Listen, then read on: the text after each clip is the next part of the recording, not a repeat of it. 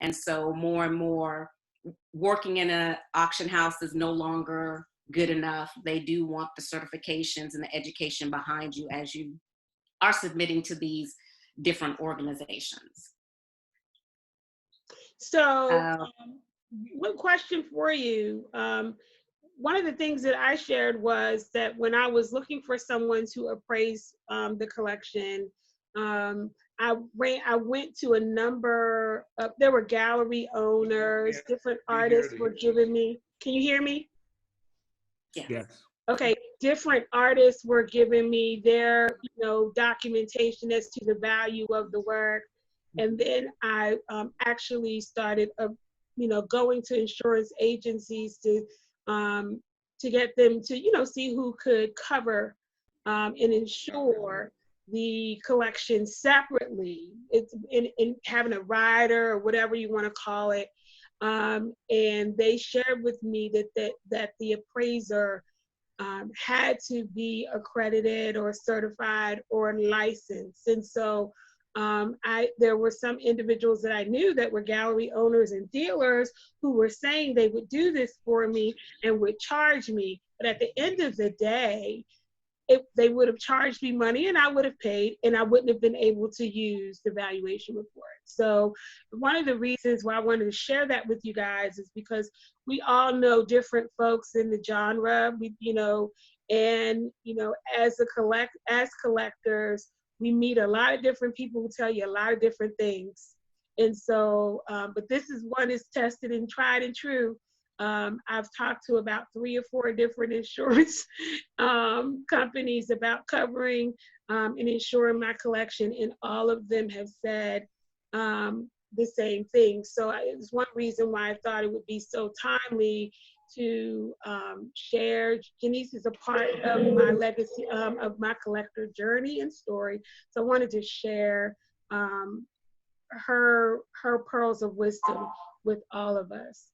So, so Jenice, if I started working to prepare for your services, what would I as a collector need to do? So what you would do, it would start out with reaching out to the appraiser. And the first question is going to be what we call the intended use of the report. How are you going to use the report? Are you going to use the report to make a non-cash charitable contribution? Are you going to use the report for insurance scheduling? How are you going to use that report? And that will help me to determine the type of values that I need to look at to assess the collection. The next thing I'm going to ask you is to provide me a count of the items that you want to have assessed. So that number will drive the cost estimate for the work to be done. And then I'll ask you to gather any documentation you have around the art pieces, any receipts that you have, any information on the artist, any show information that you have. I'll ask you to gather that information because that will become a part of the work file to substantiate background information on the artist and the piece. And so once I have all of those pieces in place, I will send out a scope of work document, which is basically the contract, which will discuss the stages of the appraisal process, how we're going to work together, and the cost for your project. And once we agree upon that, then you'll sign the document, you'll send it to me, and I will schedule to come out. Now, we all know that with the current crisis that we're facing, a lot of the terrain of people doing face-to-face work has changed. And so appraisers in the past have also done online assessments. But more so now with what's going on, are we able to, or of course, suggest to continue with the work to be done. We work with our clients to do assessing from a distance. And so that also may include a discussion of let's meet via Zoom, let's meet via Skype, or whatever technology platform works best for the client and myself. And then to talk about some additional things that I may be asking you to assist me with so that I can do a condition check on the piece. Now, one of the things that I appreciate about working with you, and I know that not everyone can get this done because it is a cost process, is the fact that you do have your pieces professionally photographed. So I'm able to say to you, hey, Sheila, can I get the images so that I can look at the images and I can look at them close up? And then also the measurements would maybe something that I ask you to assist me with from a distance that I would typically do in person. And so we have those things as part of the inventory process. But let me backstep. We've agreed on the cost of the project and you're ready to go forward. So then we would begin to gather the information. You would send me the documentation, you would send me the pictures, you would send me the measurements. And so that way, when we do meet face-to-face, or not face-to-face, when we do meet via Skype or some online platform, if I have a question about one of the pieces, I'm able to ask you, can you, bring the camera closer to that piece? Can you angle it this way? Can you angle it that way? In case there are condition issues with the piece, I want to make sure that I'm able to see them, and the professional photographs help me to see that. So some people take pictures better than others, and if you have to take the pictures yourself, that's fine as well. But I would need, the flexibility of engaging you in the appraisal process online and let you have more hands-on, where in the past I would have been more hands-on. People in the past would just stand and watch me do these things, and now I'm asking the clients to engage more fully in the process. So a question for you. So, to manage the cost, because getting your entire collection appraised at one time can be very expensive. So to manage the cost, right? Would you work out, can individuals get their work appraised maybe like 3, 5, 10, whatever at a time, until, say for instance, I'm going to share with you guys something that if you all say I said it, I'm going to deny it. Even though we on Zoom and it's not necessary, anybody could probably keep in here. At the time that I met Janice, I think I knew I had an over 100 and some works of art in my collection. Now, about 3 years later, 2 or 3 years later, I have over 225 works of art between sculpture, prints, originals, and the like, and masks in my in the collection. And so if I were to try to get all of that 200 plus appraised at one time, you can imagine what that cost would be, right? But you will appraise. It's not that you can break that up, right? And a collector can break that up for you, right? And say, yeah. I say, hey, Janice, I want to start with 10 and then go to the other 10. And so could you speak to that? And could you also speak to how often should a work be updated? Should the appraisal be updated? Okay, so yes, I would say, of course, clients, I want you to work in a way that's functional for you. So that's part of the consultation process with me. So let's say, for example, you had 25 pieces and you were like, well, I'm not in a position to pay to have all 25 assessed right now.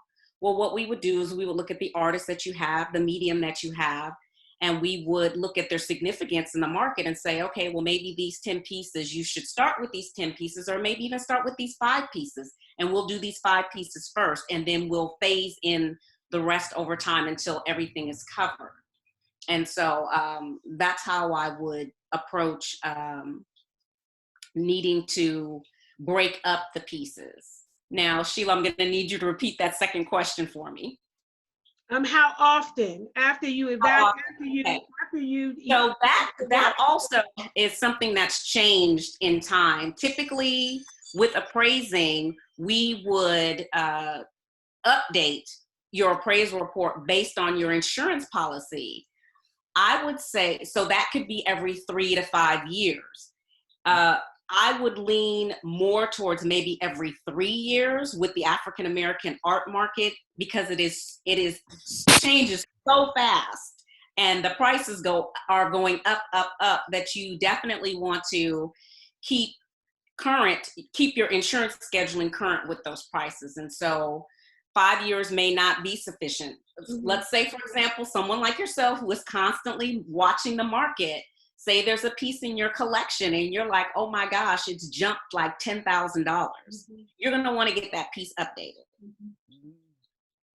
And so we're going to be doing some watching of what's going on in the market.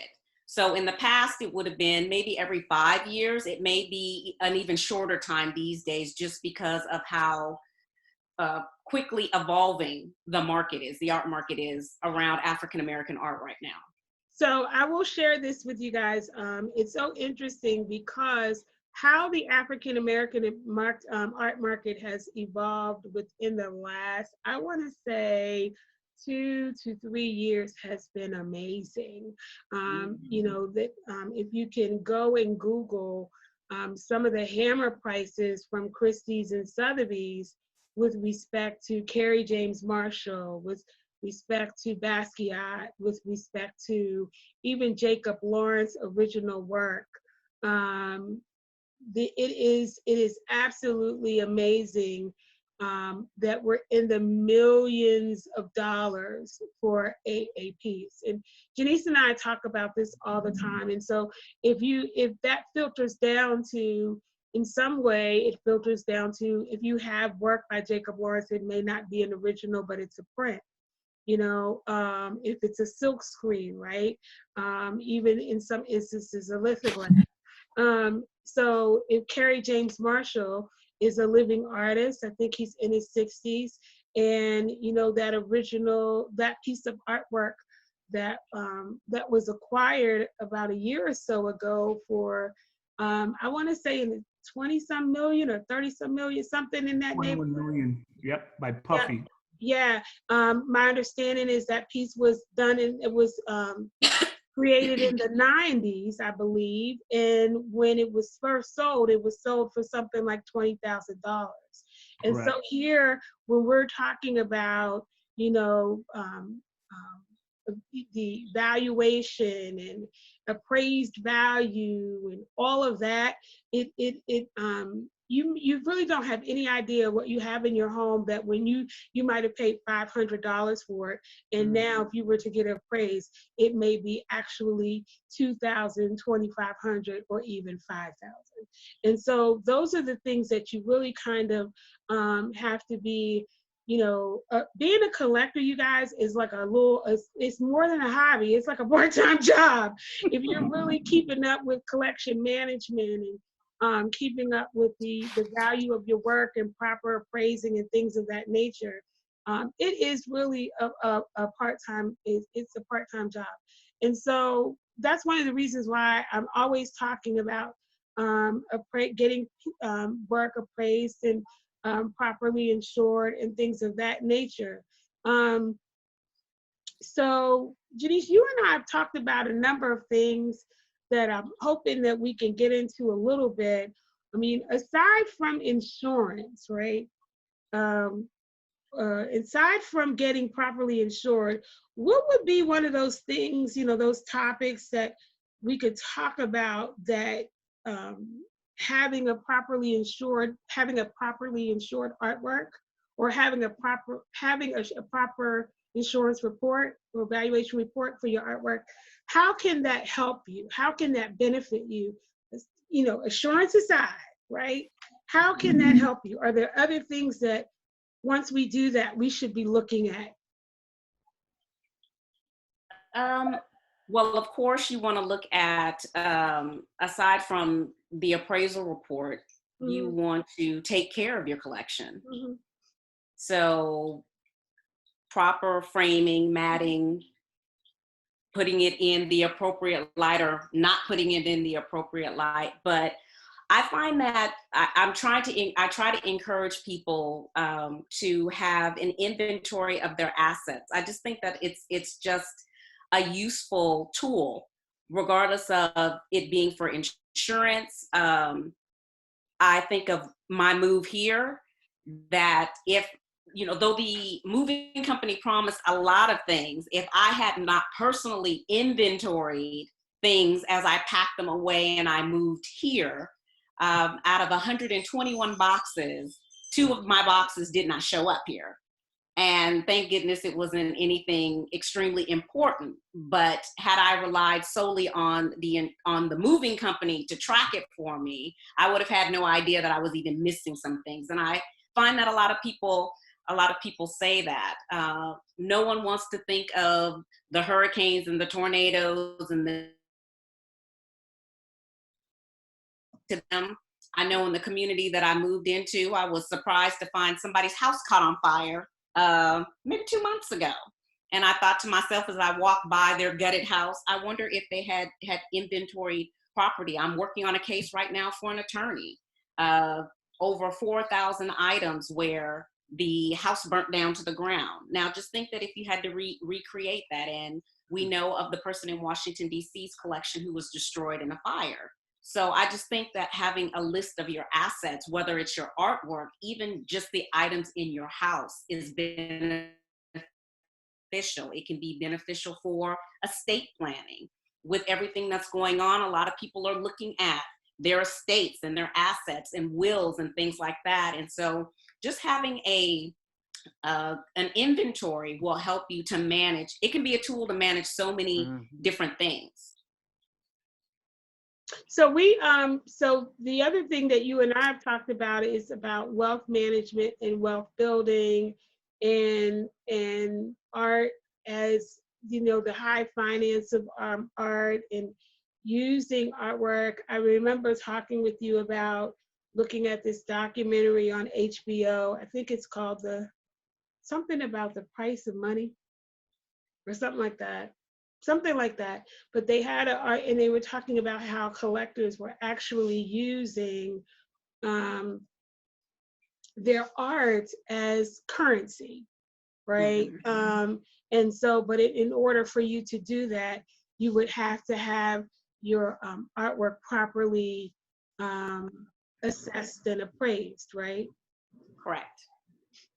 Right. And so yeah, I recently sat in on a webinar on that very topic, where this was an art management firm that had an appraiser, a financial planner, and the company had developed a asset management tool for collectors to be able to, they in actuality have created art bonds where people are able to use their art collections as an asset base for collateral to start businesses, to take loans against. And not only is it being done with artwork, it's also being done with luxury handbags. And so people are stepping into the space using these tangible personal property assets to come up with cash to fund other ventures that they're trying to do.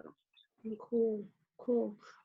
So we got, you know, you guys, we're planning on sharing more information about things like this because, you know, certain pearls of wisdom are not afforded to us. That's all I'm gonna say. I'm gonna put it that way. It was a nice way of putting it, not afforded to us. And so it's time, especially since, as many of you know, that I actively participate in auctions.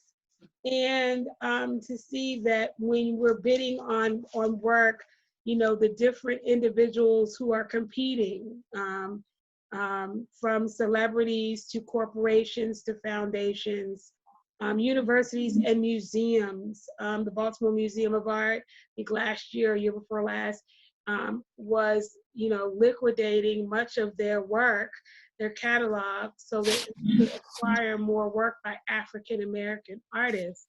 And this year they're focused more on women. And so when you're acquiring work and you're working and using the auction as an acquisition strategy, and I'm very intentional the way that I'm saying this because it is another form of investing. Artwork is another form of investing. It's another form of currency, and there is a finance component attached to it. And I think once we start thinking about it that way, our mindset will change about the fact that this is not just a hobby. I realized, oh my God, I think about 5 years ago, this was no longer a hobby for me. So I'm just, you know, we're sharing this information, with you. I can tell you that I'm so passionate about the auctioning thing, and I learned a lot through trial and error. I made some mistakes in auctioning, but I've learned a lot in the process. That, you know, I'm working on a writing project now for my second book to talk about auctioning, especially when it comes to African American art. Before we move on to the next round of questions, does anybody have any questions for Jenice? Anybody? Don't all speak up at once. No, how you doing, everyone? Tony Walters. I'm coming from New York. And Michelle, I believe we've met. Is that correct? Probably, yeah. Yeah. Oh, my goodness. I bought that beautiful shack piece, one of your Jamaican artists. My question would be, as we use the term market, and I hope I'm not butchering your name. Is it Genice Lee? Jenice. Jenice. Uh, How do you define that term market as it pertains to how you actually, when you're doing your analysis and your assessment, you know, what exactly is the market? Is it, for example, and I heard Sheila mention Swan and Christie's, Christie's and Sotheby's. I know Swan right now is making a huge push to be a major player in the African American art market. Can you just kind of help us define the market as it pertains to you when you're doing your analysis and your assessment of value? Okay, so when I talk about market, again, it goes back to the first question that the appraiser is going to ask you, which is, what is the intended use? And so the intended use will drive where we look at in the market.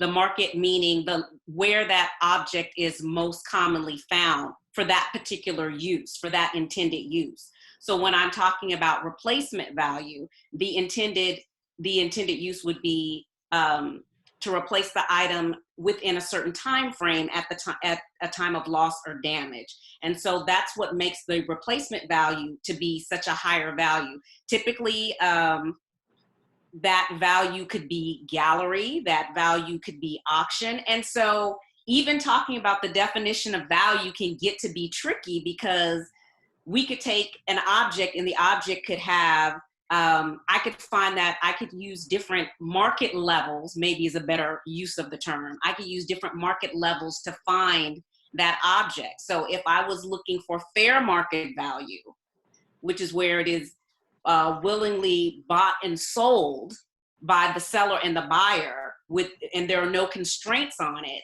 that could be eBay. Where if I were looking for fair market value for a Jacob Lawrence piece, that would be at auction.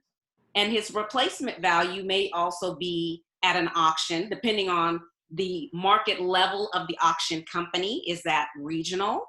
Like a Weschler's in Washington, D.C., or rather, they're not in Washington, D.C. anymore. Or would it be, they're in Rockville, yeah. Or would it be a Sotheby's or Christie's? And so we're talking about regional, national, international. And so when I'm talking about values, I'm talking about looking at market levels pertaining to how the intended use of the appraisal for the piece. Did that make sense, or was that as clear as mud? No, I think you really kind of clarify that market value is very liquid. It's depending on, like you said, the use. And it's now as a follow-up question, and you mentioned that you had some affiliation with probate matters. Let's go to couples getting divorced. One of the people has, significant art collection. Where does that fall into? How do you go about assessing the value of a collection?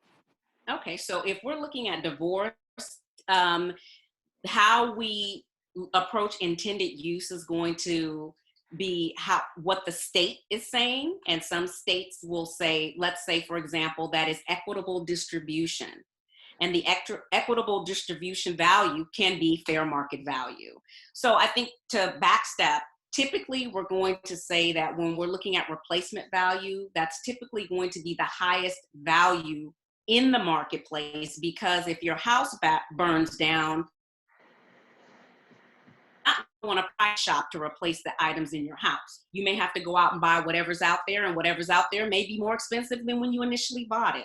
And so that value allows you to replace the item more quickly. Where fair market value, you may have time to shop around. So let's go back to the divorce case. When we're looking at equitable distribution, typically that value is, well, I won't say typically, again, state by state, but let's say for the sake of argument, it's fair market value. And I'm thinking of a case that I did in Maryland. It was fair market value, where I went in and I looked at a list of items and assigned the value based on what the average price in the marketplace was for that value at that current time that I did the research, so that the couple could go through and say, back to the artwork, okay, well, that piece is worth $20,000. I've got two pieces over here. One is 10, one is 5, and another one is 5. Okay, I'll let you take that one and I'll take these 3 and we'll call it even. So yes, again, really it is the intended use drives the value or the market levels that I'm looking at as an appraiser. Thank you. Any other questions? Yeah. Hey, Ms. Lee, I'm not sure if you could hear me. This is Darren and Kelly. Hello, I can hear you fine. Oh, good. I had a question. I guess we're kind of early stages or beginners of collecting art. So kind of going back to one of your first points about documentation. Now, what would you do as an appraiser for pieces where we may not have the paperwork or proof of authenticity? For example, my father is now deceased, but he has some art pieces or some fine art from a Caribbean artist. We don't have that. You know, there's no real documentation, the history about when it was purchased, that sort of thing. It doesn't exist. So what would you do in those scenarios, or in that scenario? Okay, so in the case that the client does not have a full understanding of the piece, I'm going to take a look at the pieces and maybe go to some of the databases that I use to see if the artwork looks familiar. This is where your appraiser will rely on relationships maybe that they have with a gallery or even with another colleague. I have a colleague whose specialty is African art, and there have been times where I have reached out to her. I did an appraisal for a probate, and there were 2 pieces of Haitian artwork, and I reached out to her and said, hey, I've got these pieces, I've taken a look at them, I've done some looking around the market. Can you provide me some clarity what's going on with the market? And so she was able to do that to make sure that I assign the correct number for the client. And so I am going to ask you as many questions as possible, and you may or may not be able to answer, but that does not necessarily mean that the piece cannot be appraised. And then there's also maybe a year or 2 later, you may come across some information, or I may come across some information, and I see a piece that's similar to yours, and I'm like, wow, this looks really familiar. At that point, I would be willing to make an adjustment to your appraisal to make sure that it comes more in line with the correct assessment value as information becomes made available. Good, thank you. Hi. Go ahead. I have a quick question. Do you have a questionnaire by any chance that you would send out before an engagement that would be helpful for us to use as sort of a guide? Like, do you have your receipt? Do you have receipts for framing, et cetera? Or are we just sort of relying on the information about just gathering up any documents that we have about the piece? Well, I would say, yes, I have one for personal property.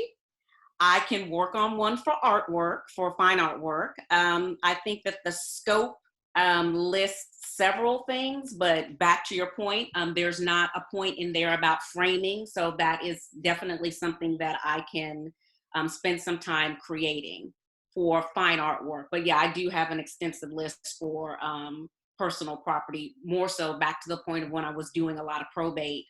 You know, do you have this type of china? Do you have this type of silver? That type of thing. So yeah, I can definitely work on something that is more relevant to fine art. Okay. So Janice, I remember you seeing the spreadsheet that I created for the collection.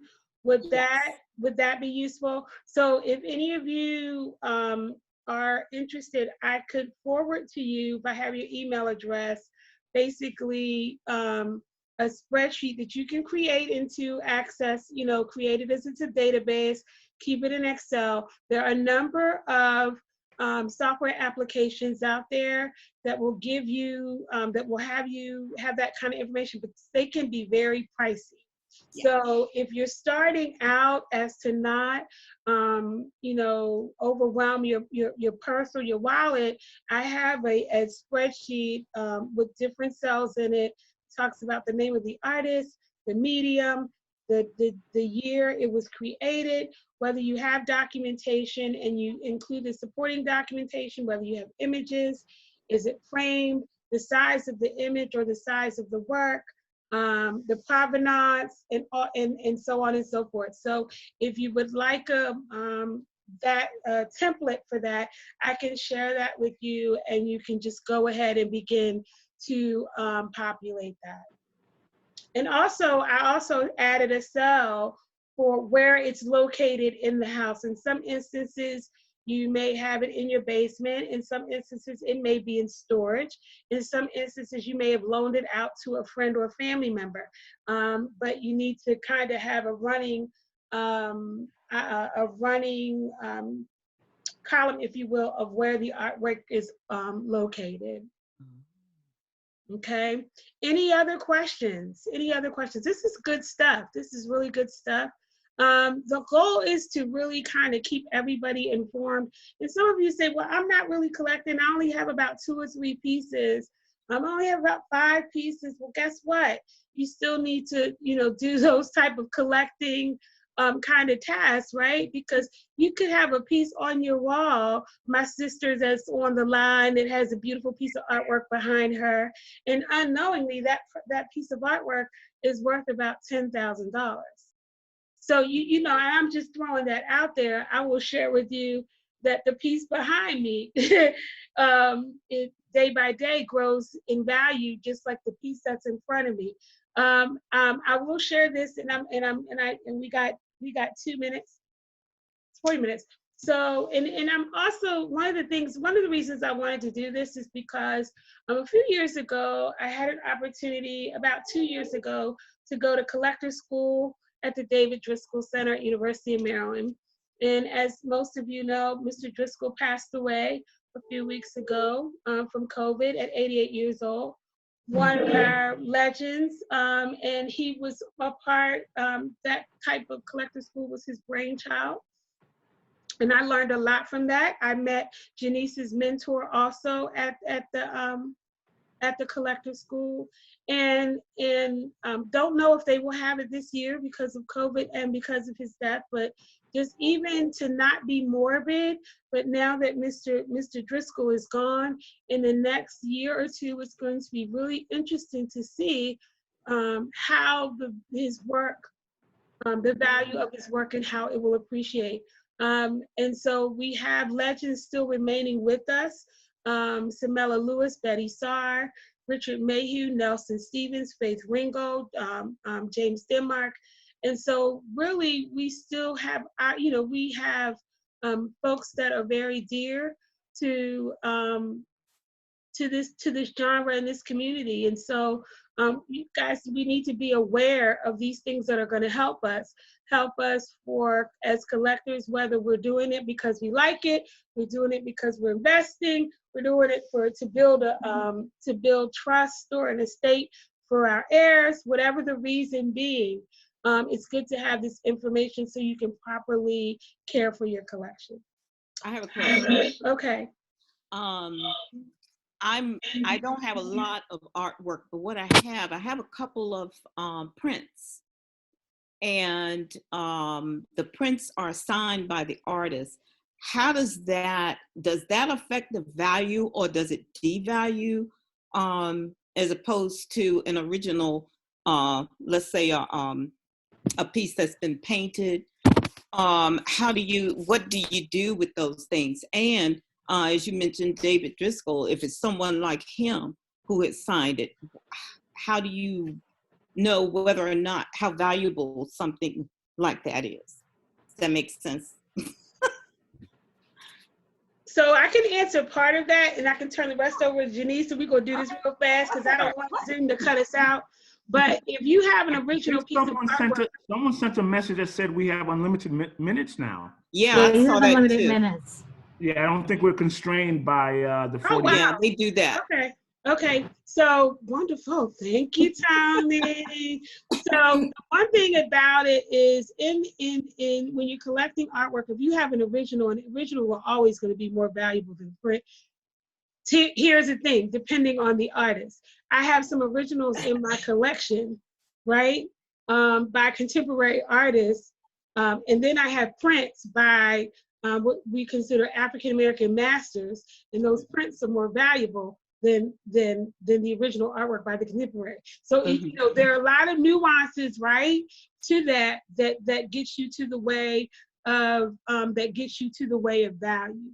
But what I will say is, if you have a print that's signed by the artist, and it is a signed and numbered print, there is value to it. But I will also caution you that your value depends on your edition size, okay? Because you may have a piece where the total edition size is like 1,000. And then you have a piece where the total edition size is 100, right? You know, so if you have a David Driscoll and the edition size is 100, oh yeah, that's going to be valuable. Now, when you say edition size, are you speaking literally, or are you speaking about how it's? So on your print, if you have a signed and numbered print, at the bottom of the image, you have a signature of the artist that's supposed to be the signature. Now, if the signature is in the plate, all right, if the signature is in the plate, and what do I mean by that? It's not an original signature. It's actually printed like the image is printed. Right. But if you have a signature that is in pencil or pen or what have you, or even paint, and then on the opposite side or underneath it, you have numbers. Okay. And it might say 25 out of 100. Oh, gotcha. That's a signed and numbered print. Okay. And the print can be a lithograph. It can be the different type of printmaking techniques. And so it would take someone to have to look at the work to see, you know, or you can take images of the work, take pictures of the work to see what the actual deal is. But you know, it's the artist is also a factor. Who the artist is a factor when it comes to value. You know, who the artist is. Richard Mayhew, that's a factor. Okay, mine went out, you guys. We still see you. I see you. Where'd it go? Richard, where'd it go? That's crazy. Look at your camera and see if it's marked out. Okay, there we go. Richard Mayhew is a factor, right?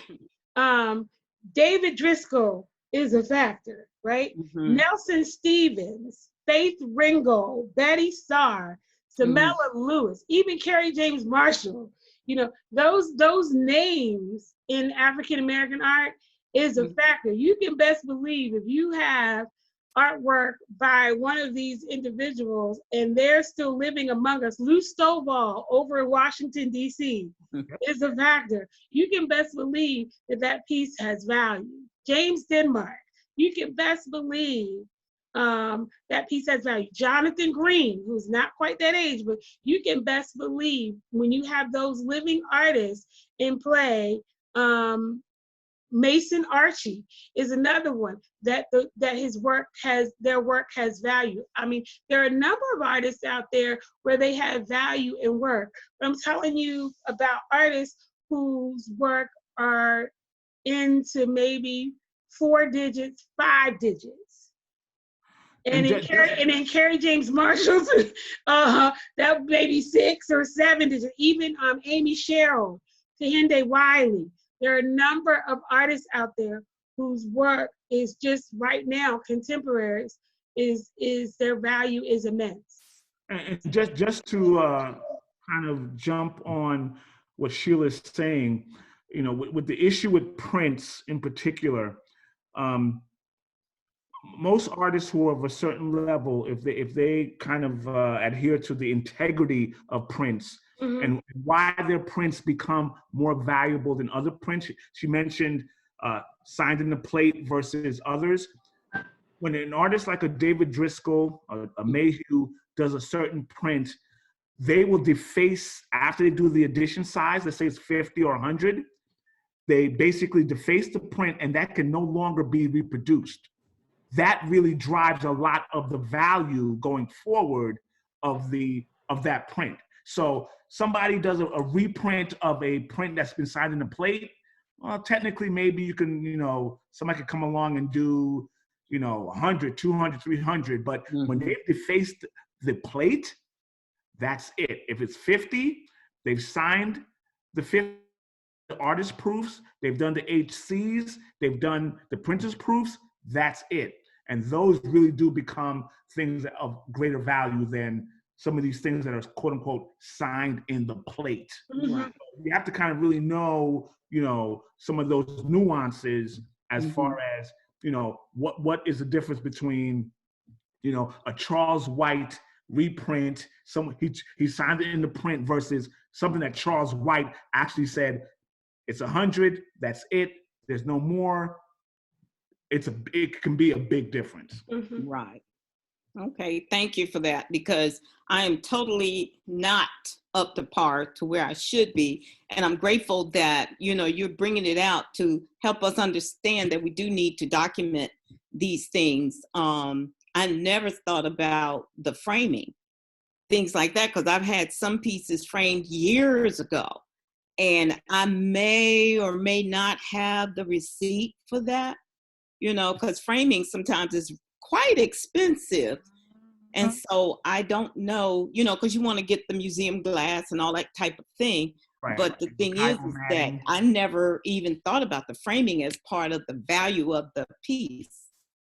And I think framing comes back to, you know, when you do it archivally, you know, and I'm sure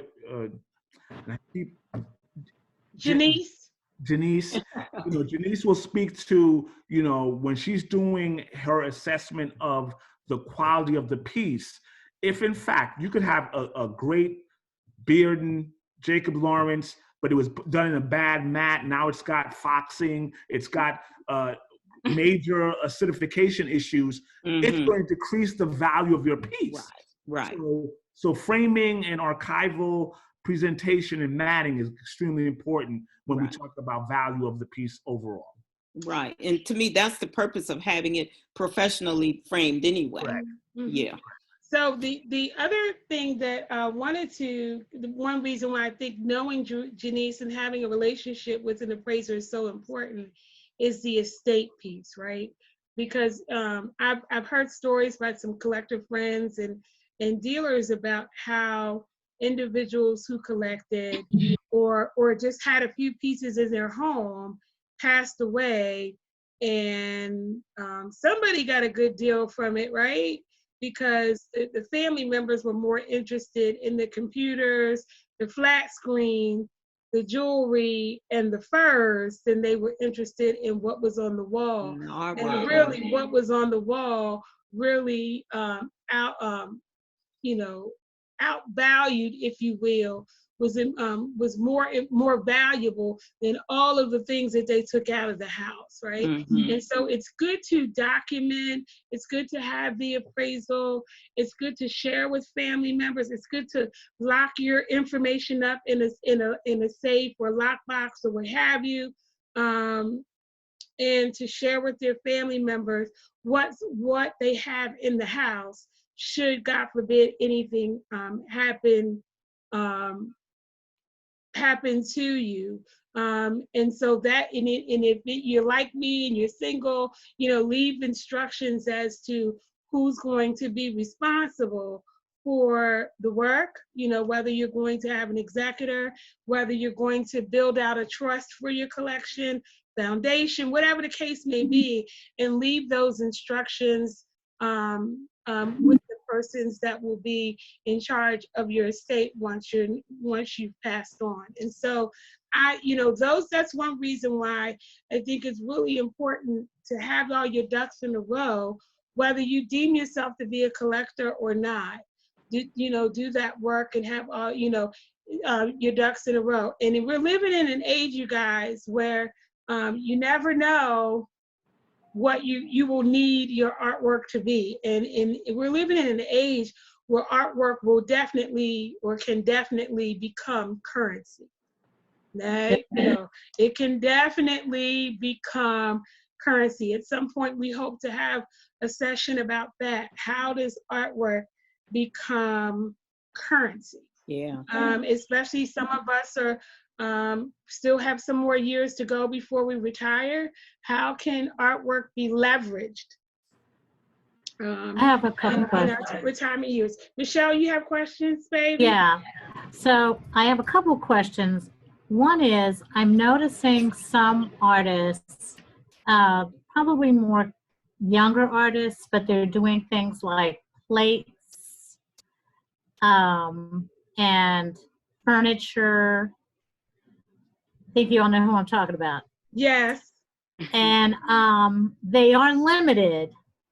But I'm wondering about, that seems to be a new thing. And what is the value of investing in something like that? And two, what about like Obama-abilia, which is what I call it? The posters, the prints, the artwork, the stuff that everybody got and framed from Barack Obama's election. And I had walls full of Obama-abilia. And then, I had to switch it out so I had room for my newer art that was signed. Yeah. Janice, you have anything about memorabilia?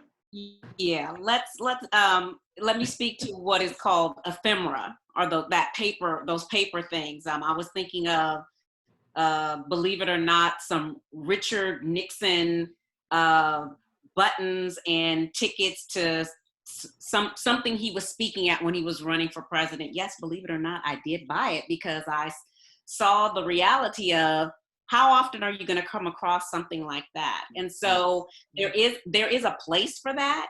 I think what it is we're probably not going to be the ones to see the return on it. When you're talking about valuation, and this came up earlier when we were talking about the limited edition or the numbered prints or the striking the plate, you're talking about rarity. And so I've got newspaper. I ran out and got a newspaper when Obama became president, and I stuck it in a file, or I didn't stick it in a file, I stuck it in some conservative paper so that the newspaper wouldn't age, as it gets older, it gets yellow. So I wanted to try to conserve the color of the paper. So I put that away. My mother had bought some of the collector coins. I think we have a picture that has the automatic ink pen signature by him. And here we go when we talk about signatures in plates versus actual signatures by the person does affect the value. And so because so many of those things were produced right now, probably not in this generation or the next, or maybe the next, are we going to see the value of on return of those things that were mass produced because they're not rare. But as time goes on and things like paper, people throw it away. They're like, oh, this is not important. Those who hold on to it and you find that there are fewer and fewer pieces available to the public, that's when the price kicks up because of the rarity. So for right now, unless he actually hand signs something, or I know that there are some artists that commission pieces by him that are some more well-known African-American artists that they have their own market, which added to the event and capturing his imagery and signing the art piece in conjunction with his presidency. Those right now are worth more money, but the posters and the things like that, right now, not so much. It would be something that you would just have to hold on to. And just to piggyback on that, so I have in my collection, and Sheila mentioned Lou Stovall. Lou Stovall did a piece. Oh, shoot. He did a piece for Hey, Barack Pam, can you mute, please? when he was running, and it was kind of an open edition, but it was a silk screen. I forget what the name of the piece is, but to your point, you're going to get that convergence of great African-American artists, practitioner, Barack Obama. That piece is going to be worth a lot of money because, Lou Stovall will continue to be someone who will be, increase in value. And then you have the Barack thing.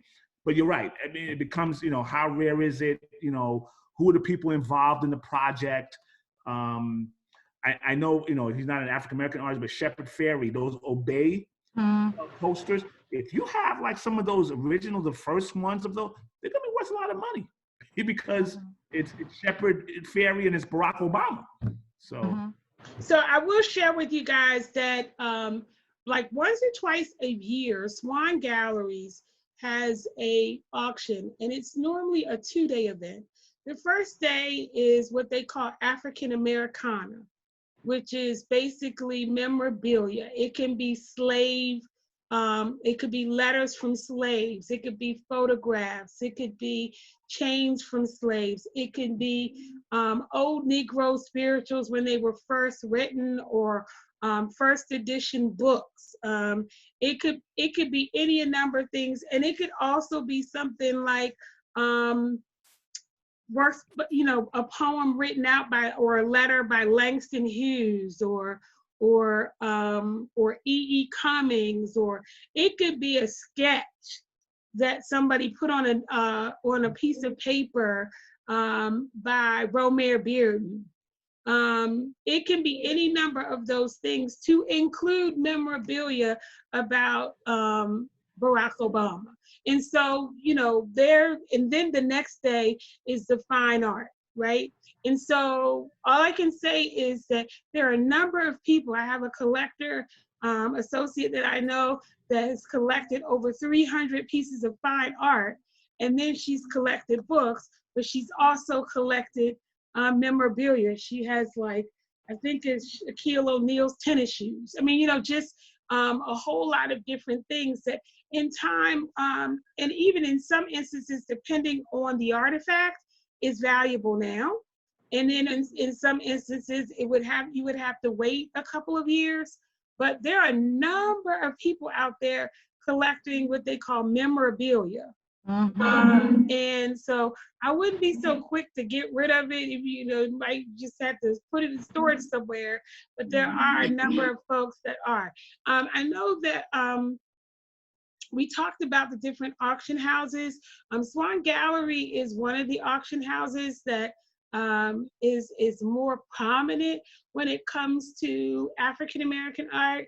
There's Treadway on the West Coast, I believe, and Toomey as well. They are the 3 auction houses that have, there's one more in the Midwest that have at least 1 to maybe, let's say 2 or 3 major auctions a year that everybody is tuned into. Even Jay-Z's representative, even Swiss Beats, everybody is tuned into these auctions. People from all over the country are, like I said, corporations, Fortune 500 companies, Wells Fargo.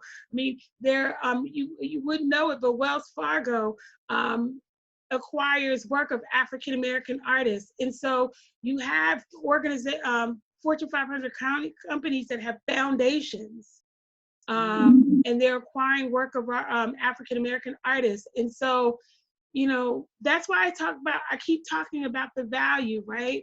The portfolio. Ving Rhames playing Melvin in Baby Boy. You all remember that movie? Baby Boy. Melvin was trying to school Jody and told Jody that, Guns and Butter, baby, Guns and Butter. That was look, I didn't even like that movie, but I liked that part of the movie where he said, you want guns or you want butter, right. and distinguished. And one of the things that he talked about that was a gun was artwork and real estate and things that appreciate over time. And so, a passion of mine is to share with everybody who has an opportunity to hear, and also to share with young people, because our millennials and our young adults, millennials and our children really don't know the value of what's in their hand, right? And so if we're not learning to share with them and pour into them, then they won't know when it comes their time. Yeah. I'm glad that you brought up the instance of memorabilia and things that you just find. Let's say, for instance, like estate things. I found before my dad passed away, we went to help him clean out some of the tremendous stuff he had collected over the years. Now, he passed away back in 2013, I think it was, at the age of 92. And in looking through some of his things, I found something like a little primer that he had had as a child. And I thought, well, is this valuable? I mean, are things like that things we should be looking for to just save? If nothing else, for, of course, for history's sake. But the fact is, I'd never seen one like that. And they all had, little elementary things in there that they were taught. And I thought, wow, this is really interesting. But, you don't know whether to hang on to things like that, because they may not be worth anything. But then again, they may be. So what do you do in those instances? I defer to Miss Jenice on that one. So, yeah, as you said that, a few thoughts came to mind. So let's talk about the primer that you said that you found. I recommend that people, some people poo-poo eBay. One of the things that the internet has done as far as understanding what's out there in the world is to make it a smaller place. So when I'm in Dallas, so when I'm looking and I'm going to a yard sale or I'm flea marketing here in Dallas, 10 years ago, I was confined to understanding only what was available here, unless I personally traveled someplace else. And so what the internet has done is to help us to better understand what's really out there, right. And things that we thought were rare maybe aren't so rare. So I would definitely recommend that. That's a great place to start, to take a cursory look to see, hey, is there a lot of it out there, or maybe not so much? That's one thing that you could do on items like that.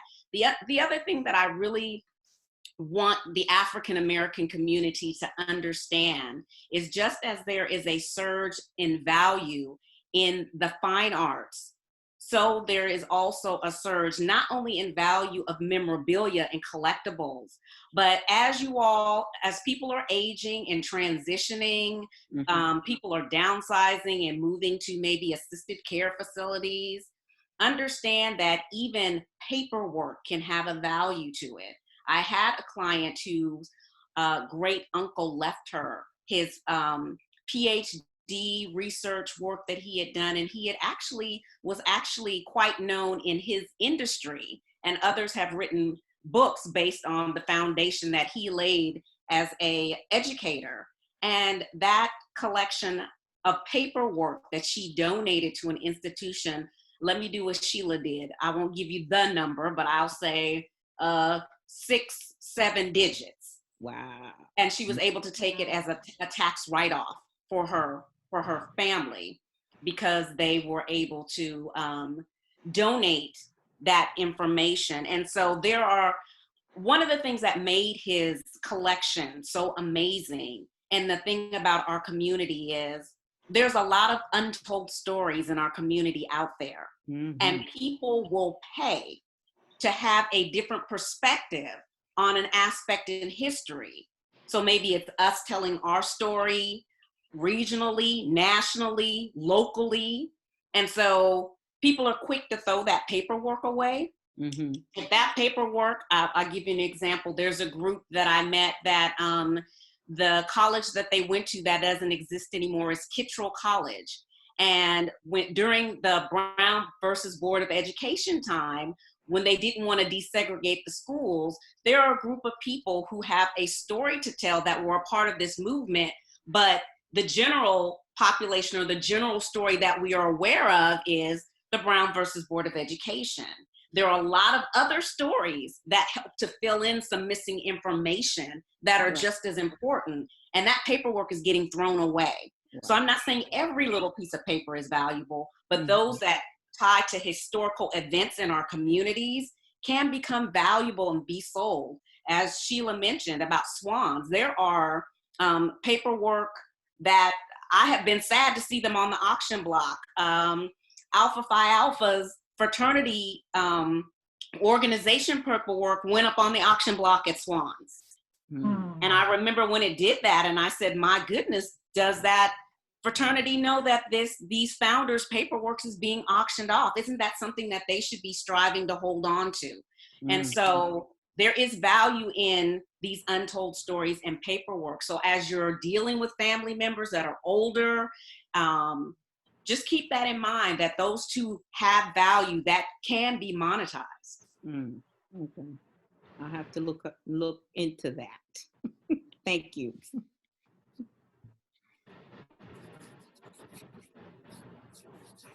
Okay, so it makes me now ask the question about memorabilia signed by a famous person, but signed specifically to someone who is not famous. So how does that get a value assigned to it, if any?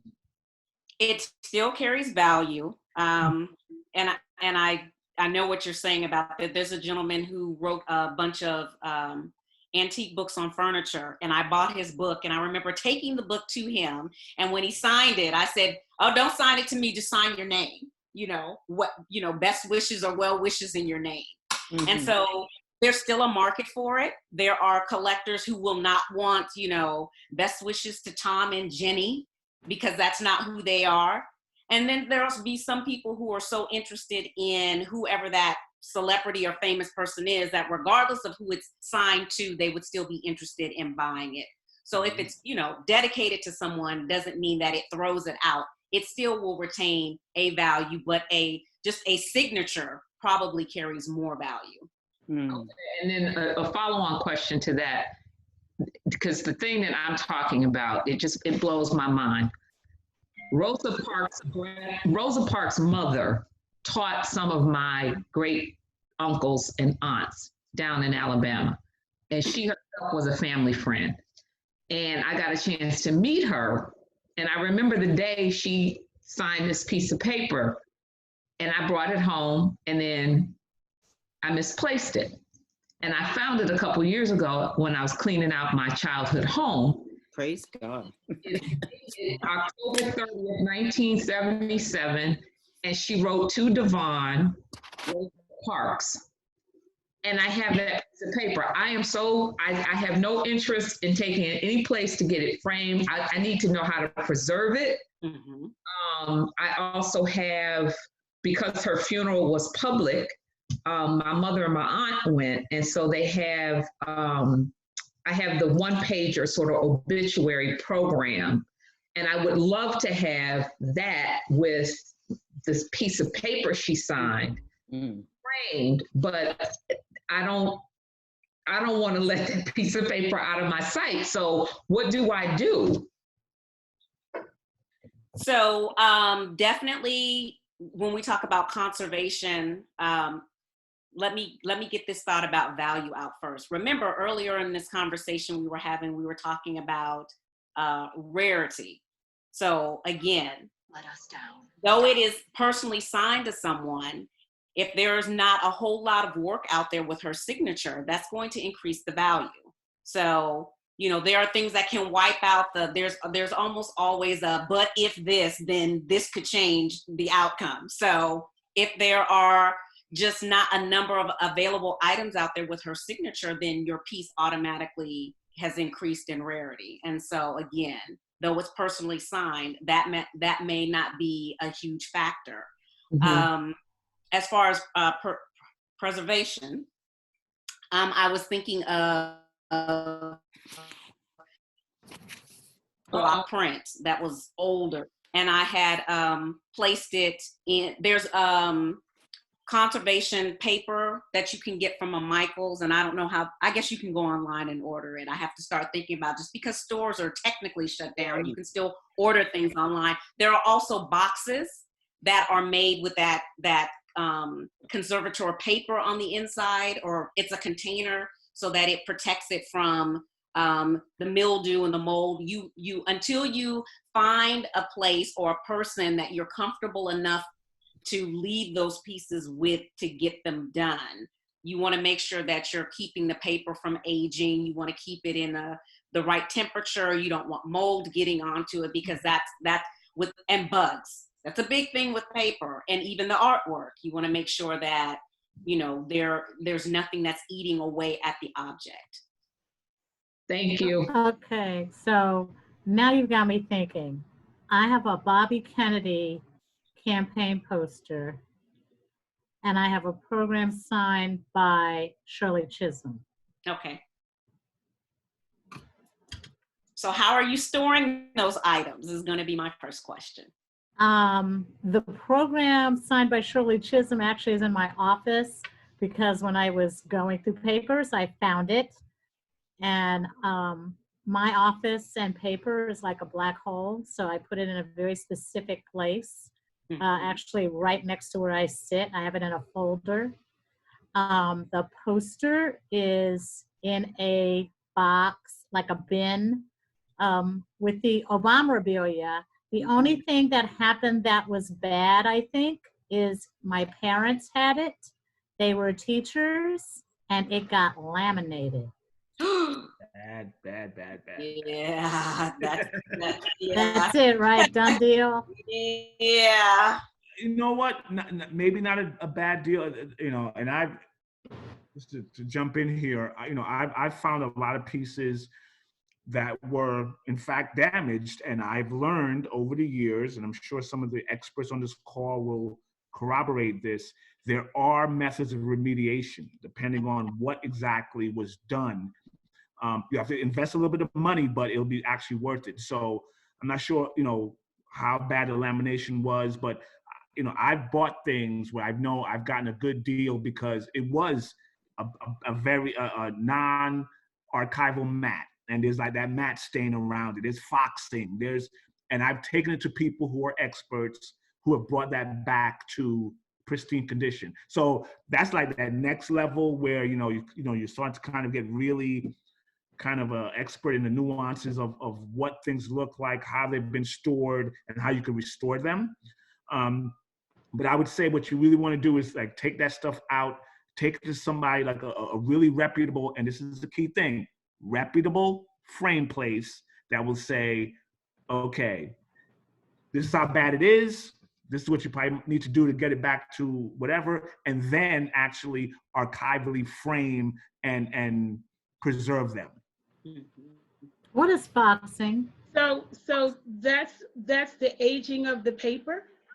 And so browning and foxing is that you know, the older the paper is, the more acetic paper is. Now, you know, the properties are different now, but there are ways to even to some extent mitigate some foxing. It depends on how old it is. I've had some work here that I've had you know, if you're collecting, I'll tell you, just like I have Jenice as a part of the team, I also have a conservation and archival specialist. And so, you know, when you're dealing with auctions and you get a piece, they'll tell you it's in good shape, Tony, and then you get it and you see that there's a little something wrong with it. So they didn't totally misrepresent it, but they kind of sort of did. Right. And so one of the first things that I did was to go, when I found David, and now all of my older work, I had, you know, I have some works that are over 100. I have one work that's over 100 years old, and I have a number of works that's older than me.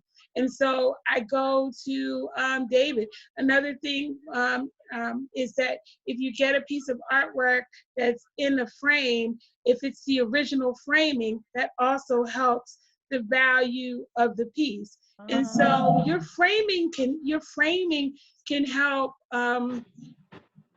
to preserve the life of the piece, depending on the type of framing that you get done. But the other thing is having a conservation. He's Michelle. He's not far from here. He's over in he's in Halethorpe. So maybe he can work with it to get it. He's not far. They're not far from G&M.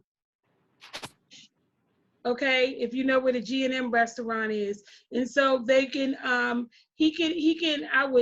I would definitely refer him to you. He's absolutely fantastic.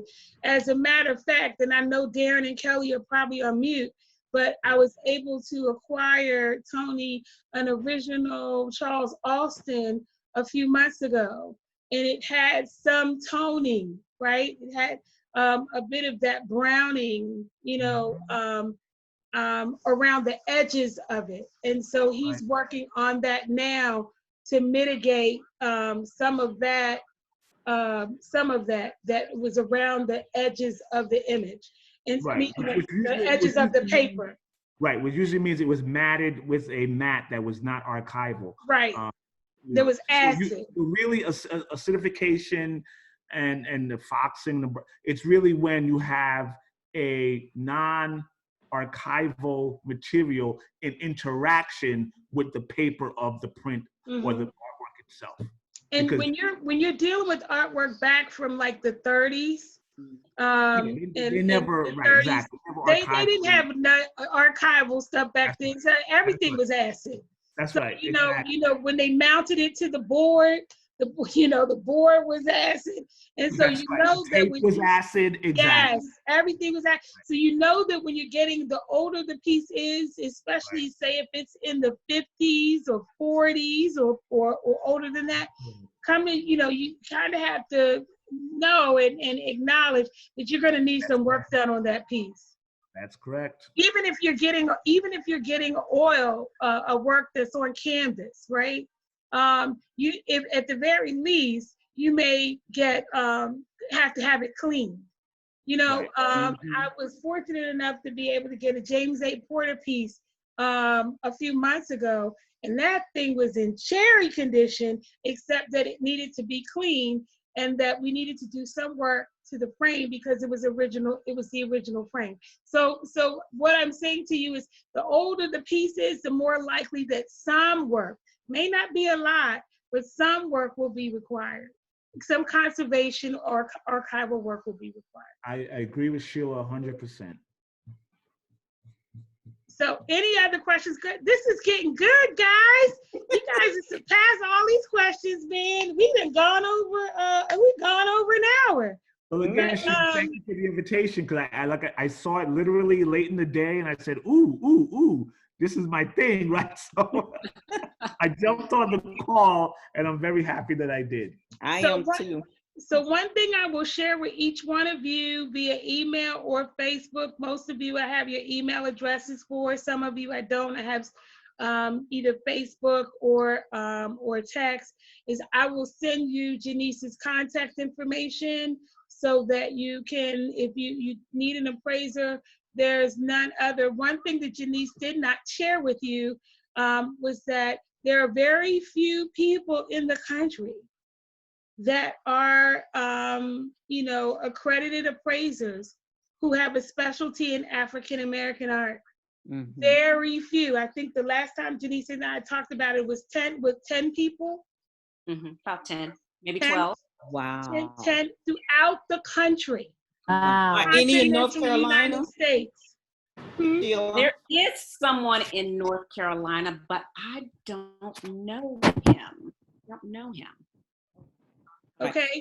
I'm asking real quick, a quick question, because I just remembered that at my deceased sister's home, there was an old lady who gave her this huge, like, pencil drawing. And I can't remember who the artist was. I want to say it was somebody famous. And she had acquired it, I think, when she went on a trip to Europe or somewhere like that. And would that be something that maybe I could get my niece to take a picture of it, and you could kind of help me figure out, is there a way to either restore, because it's on the original paper and in the original frame or whatever they had it in. Is that something, how would we go about doing that? Because I don't know what it is, but I always, every time I go there, I look at it and think that has got to be worth something. And if it is, it needs to be taken. Yes, so I would, we talked a little bit earlier in the conversation about a lot of this work is being shifted to online, and that we are able to assist people from where we are using the technology. So yeah, it's definitely working from a photograph, if I needed additional photographs. And then if it's something outside of my scope, I am, of course, willing to connect you with a colleague that may have more experience than I do. And so also feel free to contact me just in, if you have a question. I'm more than happy to answer questions. I'm in this process with my Kennedy poster, and I'm wondering what's a possible next step. I'm happy to answer questions based on what it is that you're trying to do. Something my husband and I often talk about. My goal is not to try to separate people from their money. My goal is to help you. And if in your process, I'm the best fit for your next step, that's wonderful. But if I'm not that best fit, then I am happy to work with you to figure out what that next step fit is for you so that you can move your projects forward. I appreciate that, and I appreciate my sister Sheila offering all of this information, because it is really a blessing. It's waking me up to a lot of things that I may have sitting around or hanging on my walls that I really haven't really paid that much attention to taking care of it in this way. So I really appreciate all of this. Denise, I have a question. How far along are you with having an expertise or facility with African American photographs? Wow. I would say it depends on the photograph. And then after seeing the photograph, depending on what I am able to or not able to find, and even as you say that, I'm looking at a book in my resource library on Black and white photos that I picked up while I was guest speaking on Chesapeake Collectibles that was filmed at the University of Maryland this fall. There was a gentleman there, and we got to talking about African American photos and how a lot of photos from the 19th century, he was saying it was really hard to find. But again, understand, back to the discussion about documentation, stories untold, there are a group of people running out, buying up African American history and turning around and selling it. It is profitable. And we're throwing it in the garbage, or our kids are chucking it, or people don't want it or don't understand. That photography market is growing by leaps and bounds. A lot of African-American photographers from a certain generation are getting museum shows now. So it's something that hopefully people don't just kind of look past as they do, the paintings and the drawings and the prints. There's some major African-American photographers that people should kind of always be on the lookout for. Or if they have them, if you have a Van der Zee in your house. Oh yeah, absolutely. I was thinking of him, and I had Gordon Parks. Exactly. Or Roy de Cavara. There you go. Right. Onita Sleep. That brother did Ebony, photography for Ebony forever. His the guy behind niece me, is a friend of mine. if you've heard of Anthony Barboza and Kamoy, well, he did that photo behind me of Sam Gilliam. They are getting major light right now. Oh, and I didn't even mention Sam Gilliam, who is local in the That's DC, right, DC. Virginia area, who is also a living legend. And his work is soaring in the auction circuit. So let me just share this with you before we say goodnight. Janice brought something up about, you know, buying work and selling it. And whether it's memorabilia or whatever the case may be, you know, hey, you guys, I want to just alert you to these things, right? There are ways in which you can make, you can build or make money, but understand there's capital gains that's associated with that. And so there, you know, I had someone talking to me, sharing with me that I needed to donate some of my work. And he said, well, you have so much work in your collection. Don't say anything, Darren, because it wasn't you, but you probably know the person. That you could stand to donate a couple of your pieces to a museum or a nonprofit or school of some type, or even a church. And that donating that could be a tax deduction as a donation and a contribution in value to a charitable organization. And so there are so many things that when we're talking about artwork, we're talking about collecting memorabilia and the like, and monetizing that, right? But understand, just like with your portfolios, when you get something and you turn around and immediately you go to place it on an auction or whatever the case may be, there are capital gains associated with that, for the money that you've made. And if you're thinking the man not gonna catch me, well, your name, depending on how you acquired it and how you sold it, the man will catch you, So I'm just saying that there are ways, and one of the things that we will hopefully talk about at some point is, again, wealth management and monetizing your collection. That's a goal that I have, and I'm sure in time, maybe for some of you, we'll have the same goal. So my pledge to you, first of all, thank you for coming online. We've had as many as 10 people in here with us, in the room with us. And we're going to kind of let it go right here. We'll try to do another session, different sessions on different topics, and we will email you, text you, share with you on Facebook when we're going to do those. Janice and I talked about getting some other folks to come into Zoom and be a part of the next session, or the next, couple of sessions out. We're going to work on that. And also I'd like to pull in some contemporary artists for us to talk with them as well. And so just hang in there with us. Please feel free to share these experiences with others. We are recording it now, and so we will hopefully, once I push the stop, I'll be able to pull it into my YouTube